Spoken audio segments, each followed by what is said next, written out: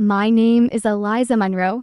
I'm 23 years old, and this story ruined my life. I thought I was just moving into a cheap rural house to finish my documentary thesis. What I found instead was something that should never have been filmed. Sounds, the figures, the recordings, the tapes, I still hear playing in my dreams.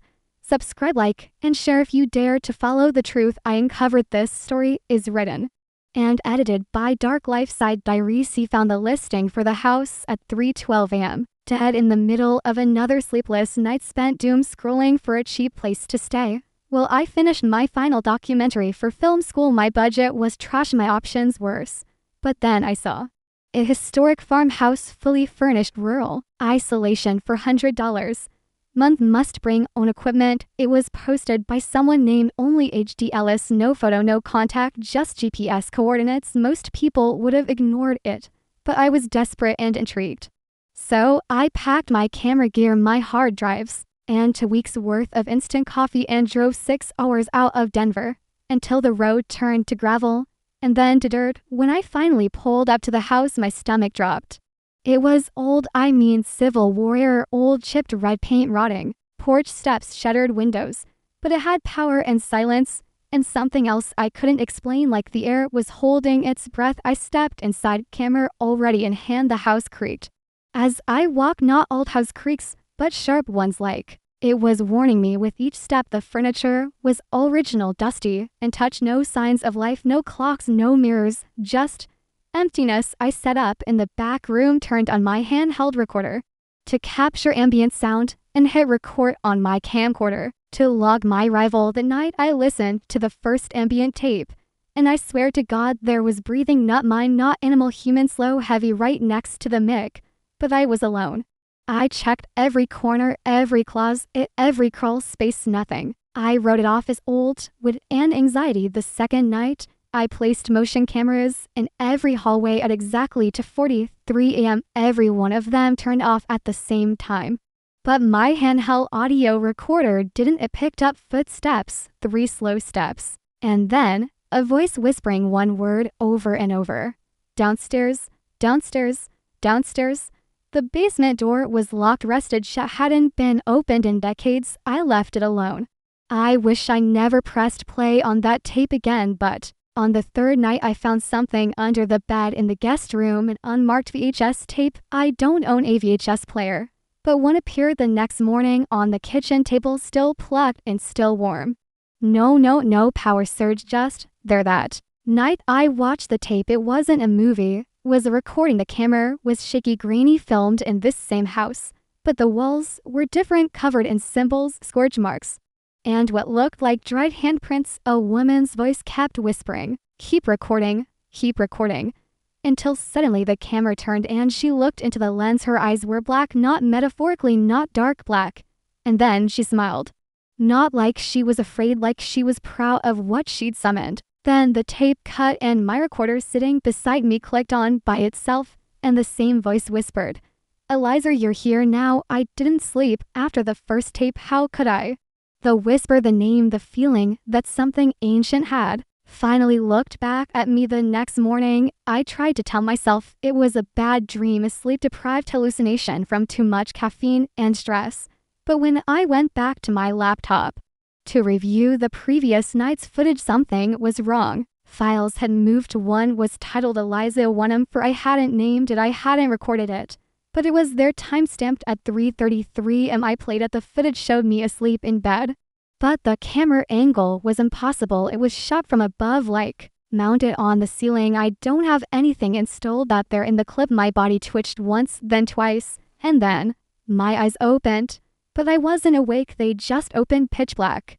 Like I was possessed. In place, I whispered something in my sleep. I couldn't make it out. I enhanced the audio. I wish I hadn't. I was saying the words, we are not alone, we are not alone, we are not alone, over and over until my voice cracked and blood dripped from my nose. Then the screen went to static. When it returned, it showed me walking through the basement door, the one that was locked and rusted shut. I paused the video. I raced to the basement, still locked, still sealed. But the handle was warm. The night I set every camera and recorder I own 6 in total, pointed at every hallway, the basement, and my room. At midnight, a coldness flooded the house, the kind that doesn't creep in, the kind that arrived like a presence my hair stood on. And I heard a soft hum coming from inside the VHS player, even though it wasn't turned on. Then a knock at the front door. One knock, pause to more. I didn't move, I didn't breathe, I waited. Then the door opened by itself. I ran to the corner, camera shaking in my hands, filming instinctively. But no one walked in, just fog that curled across the floor like fingers reaching forward, and in that fog a shape appeared, female, barefoot, head tilted sideways, twitching slightly with each step. Her face blurred like it had been censored by something ancient, and in her hands my camera, one I hadn't used in years, one I thought I lost during a trip to Tennessee. She placed it on the floor, walked backward, vanished into the fog. I waited until morning to check the footage. The camera had one file on it titled simply, "Don't watch this." I watched it anyway. It showed me days from now, bleeding, screaming, standing in front of the basement door, pounding on it, begging someone to let me out. But the camera didn't come from this timeline, it came from the house. And the worst part, the reflection in the hallway mirror behind me wasn't me. Couldn't leave. I tried, I packed everything, backed out of the driveway, GPS locked in boo. Every road looped back to the same broken mailbox, the same dying oak tree, the same crooked house slouching on the horizon like it was waiting to exhale. By the third loop, I stopped pretending it was a glitch in maps. Something had claimed me, and I was starting to believe I'd been here longer than I thought. My phone showed the right time, but the shadows outside said otherwise, longer, darker, slower. I didn't remember how many days I'd been inside. I only knew the light was changing. Inside, the air smelled like old film, that acrid burning plastic scent like the past trying to stay alive. Every camera I had now carried files I never shot, recordings of me in different clothes saying things I didn't remember saying, arguing with someone off screen who never appeared. Sometimes I was crying, sometimes laughing, but always afraid. And in one, just one, I was whispering to the lens, "Don't let her out." I started to hear her voice at night, not from the house, but from inside my headphones, even when they weren't plugged in. She didn't scream or hiss. She sang an old lullaby I didn't recognize, but couldn't forget. It played in reverse over and over. "Sweet child, close your eyes. She walks where the silence dies." Then that night I woke to find the basement door open, no sound, no wind, just wide open like it had been waiting centuries for someone to notice. I knew I shouldn't, but I walked down step deeper into a place that had no right to exist. The stairs went far longer than any blueprint could explain. The walls were damp with black moss. The deeper I went, the warmer the air became, thick like breath. At the bottom, I found a small room, brick-lit by a single flickering bulb tied to a nail, and in the center, a tripod, a camera rolling, recording nothing, or maybe everything. I walked toward it, reached out, and as I did, I saw my reflection in the lens. But it wasn't me. It was someone older, eyes burned out, skin cracked like glass, whispering, "You're late." Then the bulb burst, everything went dark, and I swear I felt hands, dozens of them, gently pressing me down into the dirt, not grabbing, just holding, as if comforting me for what I was about to become. I ran. I don't remember climbing the stairs, only waking up in my room covered in dirt, the camera now sitting beside me, a new file inside titled "Final Episode." I haven't opened it yet. He stared at the file named "Final Episode" for hours, hands hovering over the trackpad, unable to double-click. Not because I didn't want to know, but because a part of me already did. My name, the word final. The house never lies, not outright, it just shows you what it wants you to think. You chose so instead.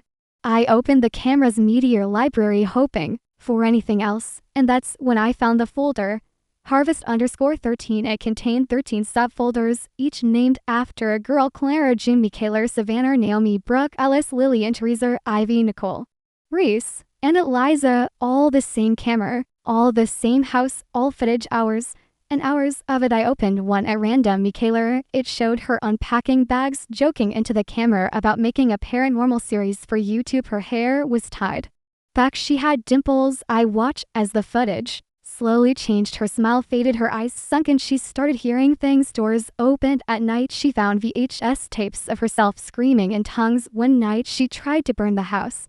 I watched as the lighter flicked in her shaking hands. The fire caught, but the walls didn't burn. They absorbed. It turned black for a moment, then faded clean again like the house refused to die. In her final clip, she whispered, "I thought I could tell this story, but the house is the storyteller. I'm just the film I watched others." Naomi carved messages into the walls that were still there when I arrived. Ivy filmed a shadow crawling across the ceiling, and Nicole's footage ended with her standing in the mirror sobbing, saying, "It still wears my face." I felt sick. I ran to the wall where I'd seen strange scratches the first day.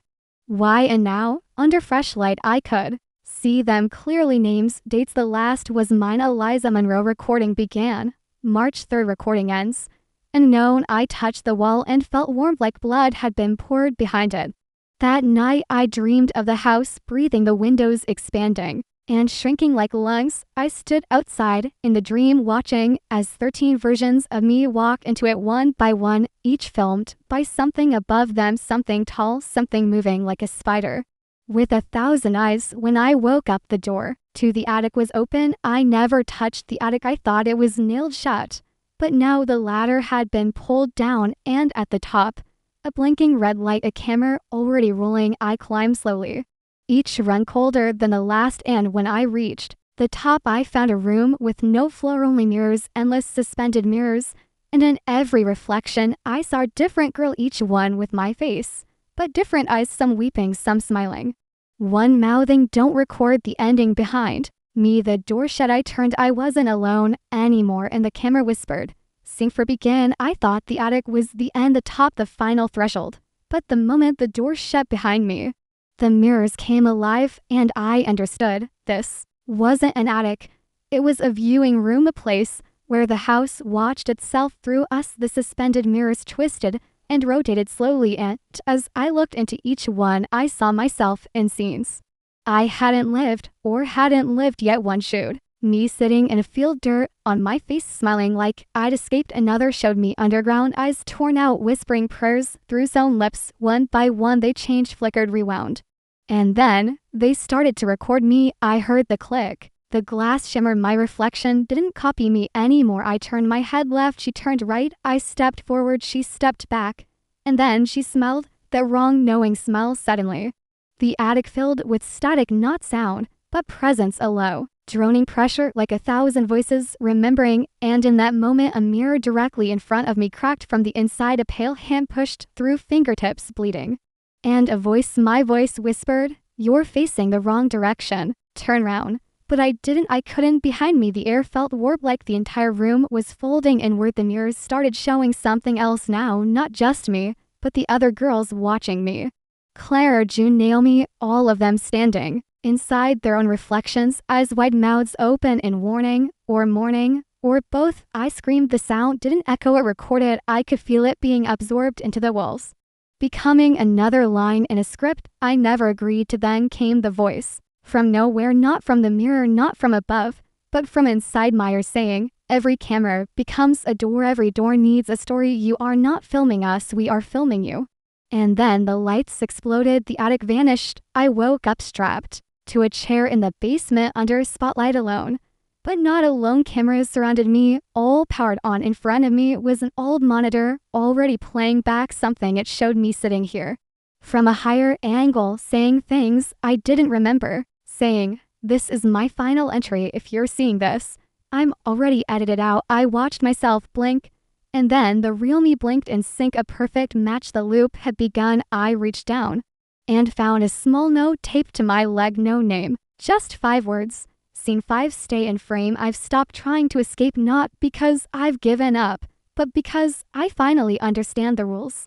You can't outrun a story you're still inside of.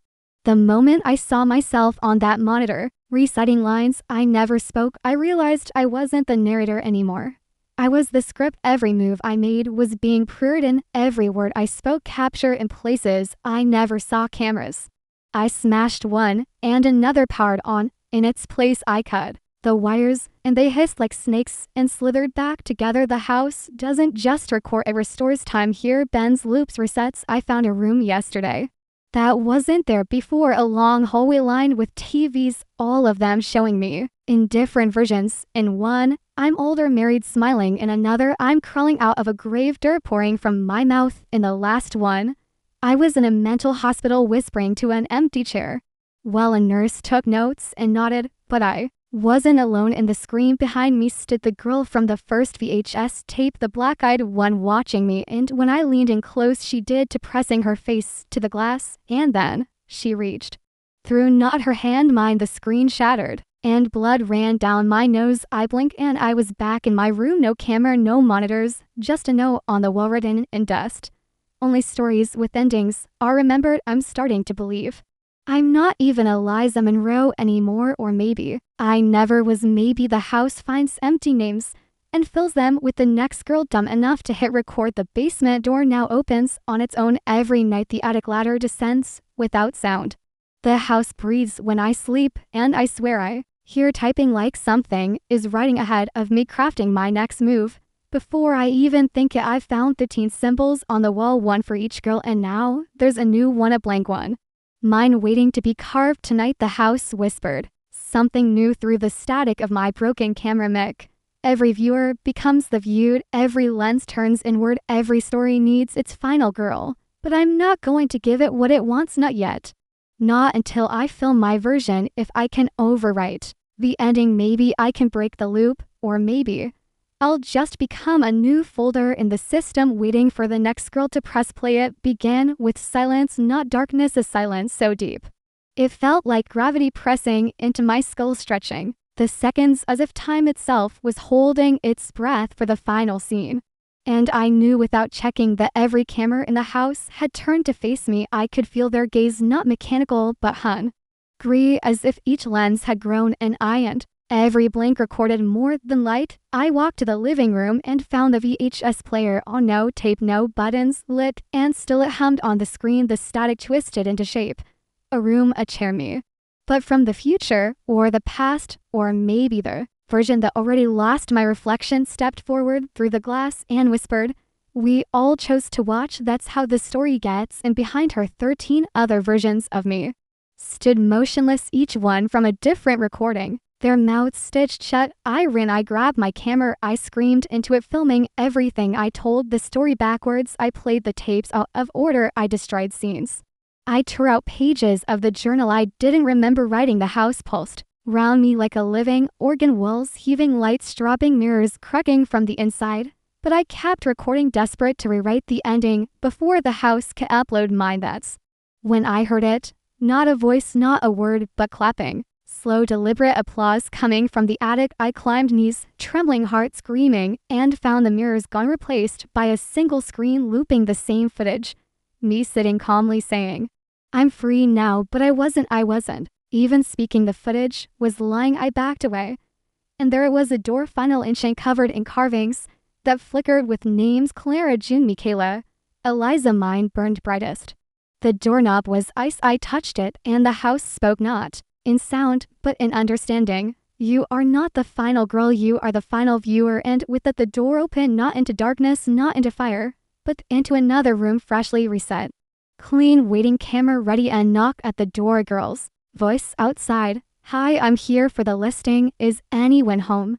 I tried to scream to warn her, but my voice didn't work anymore, because I was no longer the storyteller. I was part of the playback, trapped into He Fell Forever recording. And if you're watching this, if you're still here, still reading, maybe you're next, because stories like this don't end the upload. Thank you for watching the Harvest House recordings. What part twisted your mind the most? Would you have opened the door or turned off the camera in time? Drop your thoughts in the comments, subscribe, like, and share if the story followed you out of the screen. This story was written and edited by Dark Life Side Diaries.